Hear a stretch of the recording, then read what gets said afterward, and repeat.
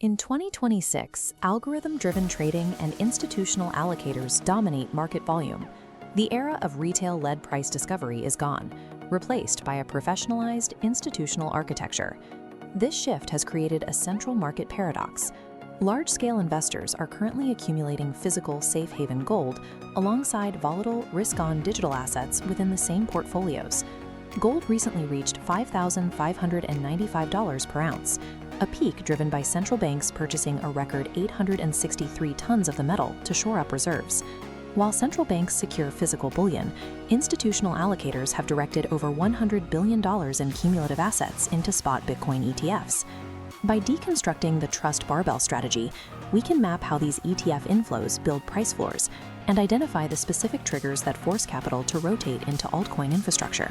Understanding this macro digital architecture provides a framework for tracking where institutional capital is actually moving in an environment no longer driven by retail sentiment. Rather than acting as direct competitors, gold and Bitcoin serve as defensive and growth allocations that mitigate different categories of systemic failure. Gold functions as a hedge against governance risk. It is a protection against the policy decisions and political stability of sovereign states. The necessity of this hedge became clear in 2022, when Western governments froze roughly $300 billion of Russia's central bank reserves. For global institutions, this proved that sovereign assets held in the traditional system are conditional. Physical gold carries zero counterparty risk because it sits entirely outside the global financial system. It does not rely on a payment network or a regulator to maintain its value. Bitcoin addresses the opposite vulnerability: access risk. This is the danger that an individual or institution will be restricted from moving their own capital through traditional channels. As an asymmetric mobility asset, Bitcoin allows capital to function when traditional banking networks are restricted or conditional. It is a tool for maintaining capital movement regardless of institutional gatekeepers. The trust barbell strategy balances this aggressive digital mobility with a physical defense against currency debasement. To gain this exposure, the majority of institutional investors have moved away from direct custody, opting instead for ETF products managed by firms like BlackRock and Morgan Stanley. While the $100 billion flowing into these ETFs creates significant price support, they also tether Bitcoin's performance to broader macroeconomic indicators. This chart shows the relationship between Bitcoin and global monetary policy. In 2024, the correlation with the Global Easing Breath Index flipped sharply negative. Bitcoin now front-runs central bank policy expectations rather than following them. In April 2026, Bitcoin's price dropped strictly because of tariff escalations and rising inflation fears.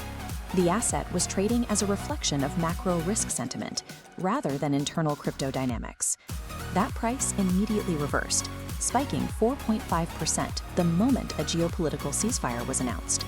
The institutional ETF gateway has made Bitcoin a hypersensitive global macro asset.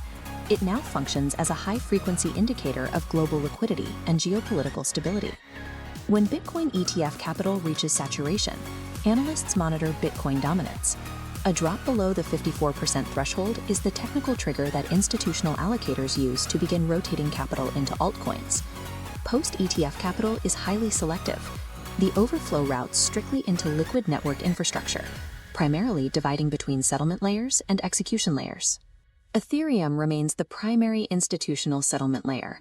Its Layer 2 expansion and the recent Prague upgrade have reinforced its role as the infrastructure for decentralized finance and tokenization. Despite those fundamentals, institutional demand for Ethereum has been weak. In the first quarter of 2026, Ethereum products saw $769 million in outflows, while Solana saw $979 million in new capital. Solana's momentum is reflected in its on-chain data, with total value locked reaching a record 80 million SOL. The Alpenglow upgrade, which reduced finality to 150 milliseconds, has made Solana the preferred architecture for high-throughput consumer applications that require near-instant execution.